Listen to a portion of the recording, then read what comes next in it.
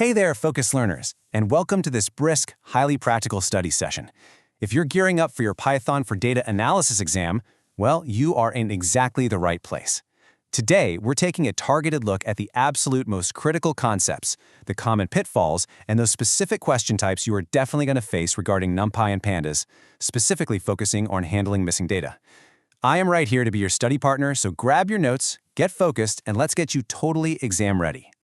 Okay, let's dive into this explainer. First up, NumPy core arrays and tools. Second, NumPy operations and gotchas. Third, detecting missing data in Pandas. Fourth, we'll hit strategies for imputation. And finally, an exam quick reference recap. Section 1. NumPy, Core Arrays and Tools. So, a guaranteed exam topic is the contrast between Python lists and NumPy arrays. Standard Python lists are incredibly flexible, right? They're heterogeneous, meaning they can mix data types, and they're mutable, so you can just keep appending items to them all day. But for data analysis, that flexibility comes at a massive cost to speed. NumPy arrays, on the other hand, are homogeneous, meaning they hold just one single data type. They are fixed size upon creation, and crucially, they're stored in contiguous memory blocks implemented in C. That right there is exactly why NumPy arrays are blisteringly fast for data analysis compared to standard lists. Next up, the NumPy random module. Examiners absolutely love to test if you know which function generates which distribution. So here is your cheat sheet. Rand draws from a uniform distribution between 0 and 1. Rand n, with an n on the end, draws from a standard normal or Gaussian distribution. But you need to pay super close attention to rand int. When you specify a range, like randint 1, 100, the lower bound is inclusive, sure, but the upper bound is exclusive, meaning it's going to generate numbers up to 99, but it will never actually hit 100. Write that down. It is a classic multiple choice trap that catches people out all the time. Another classic point of confusion is reshaping arrays. You essentially have two main tools here, reshape call and resize call.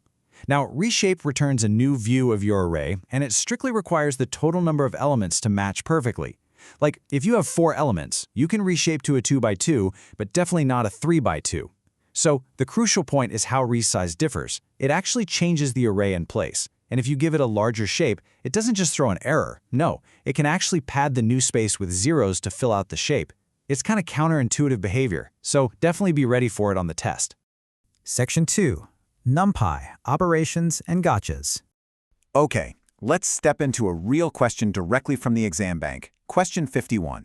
Just imagine you have a 4x4 array filled with 1s. If you try to add a 1D array of 4 elements to it using np.arange of 0, 4, it works perfectly. But if you try to add a 1D array of 3 elements, it throws an error. So what's going on here? Why does one succeed and the other just completely fail?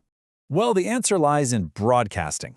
This is NumPy's underlying mechanism that allows you to perform arithmetic between differently shaped arrays. It conceptually sort of stretches the smaller array across the larger one.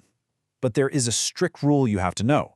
For broadcasting to actually work, the last dimension of the smaller array must match the trailing dimension of the larger array, or it must be exactly 1. So, in our previous question, a 4-element array matches the 4 columns of the larger matrix. A 3-element array does not match, so broadcasting just fails right there. Moving on, let's look at conditional logic. You're often going to need to choose between 2 values based on a condition, which is essentially a vectorized if-else statement. The best tool for this is np.where. It's a really simple 3-step workflow. Step 1, establish your Boolean condition. Like, is the array greater than 25? Step 2, wrap that right into np.where. And step 3, provide the replacement values. Basically, what to insert if the condition is true and what to insert if it's false. It's an incredibly powerful way to clean or filter your data dynamically. Now, let's clear up one of the most persistent points of confusion out there, axis directions. When you run statistical functions like sum or mean, you'll often specify an axis. Axis equals 0 operates vertically, moving down the columns. So if you sum on axis equals 0, you get one total value per column. Axis equals 1, on the other hand, operates horizontally, moving across the rows. If you sum on axis equals 1, each row is summed across its columns, producing one final value per row. A really good trick for this, visualize axis equals 0 as a vertical plumb line and axis equals 1 as a flat horizontal horizon line. Section 3. Pandas, detecting missing data. All right, shifting gears into pandas. The absolute standard marker for missing data here is np.nan. And actually, here's a surprising fact that frequently trips students up on multiple choice questions. What exact data type is NaN? Well, it's actually considered a Python float. Because it is inherently a float, introducing missing data into an integer column will frequently force pandas to cast that entire column into floats. Keep that in the back of your mind, it's super important to remember. Now, what's really interesting here is how Pandas statistically treats those NaN values, depending on the exact function you call. Let's look at sum versus mean. If you call df.sum, Pandas treats NaN values as zeros. It basically just ignores them and adds up all the rest. But if you call df.mean, it completely excludes NaN values from both the sum and the count. It doesn't treat the missing value as a zero when calculating the average. It acts like that row literally doesn't exist at all. Let's test this with another exact exam scenario, question 81. You've got a data frame with 5 rows. Column B is entirely nan and data, meaning 0 valid data points. If you run df.dropNA with thresh equals 3 and axis equals 1, what happens? Will the column survive, or will it be dropped? The answer? Yes, it will definitively be dropped. The thresh parameter sets the minimum number of valid, non-missing values required to actually keep the column a row. Because column B has 0 valid values, and the threshold demands at least 3, that column is gone. And remember from earlier, axis equals 1 means we're looking at columns, not rows. Section 4. Pandas. Strategies for imputation. So how do we fix missing data? Pandas offers several local imputation methods built right into the fill_in_a function. You could fill it with a hard-coded constant value like 0. You can use ffill to forward fill, grabbing the last valid value and just dragging it down. Conversely, bfill does a backward fill, pulling the very next valid value up. Or you can get slightly more statistical with it and fill missing spots dynamically with the column's own mean. Now, for machine learning workflows, you'll often step outside of Pandas entirely and use scikit-learn's simple imputer class. It offers similar strategies, constant, mean, and median. But I want you to pay special attention to the most frequent strategy, also known as the mode. This is your absolute go-to strategy for categorical data. Why? Well, because you can't exactly calculate a numerical average for a column of text labels, but you can find the most commonly occurring category and use that to fill in the gaps. Scikit-learn also offers the KNN imputer, which is a bit more advanced. It actually estimates missing values based on the values of the nearest neighboring rows.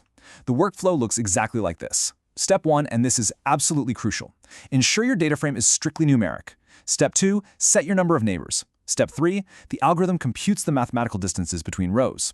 If the weights are set to uniform, all neighbors contribute equally. And finally, step 4, it imputes the value. But really, circle back to step 1 for your exam prep. Because it relies on mathematical distance, KNN imputer will completely fail if your data isn't perfectly numeric. Section 5. Exam Quick Reference Recap. And this brilliantly illustrates the core traps examiners are going to set for you. Let's recap. Remember, randin is always exclusive of that upper bound. When modifying shapes, reshape is incredibly strict about element counts, while resize is flexible and can pad.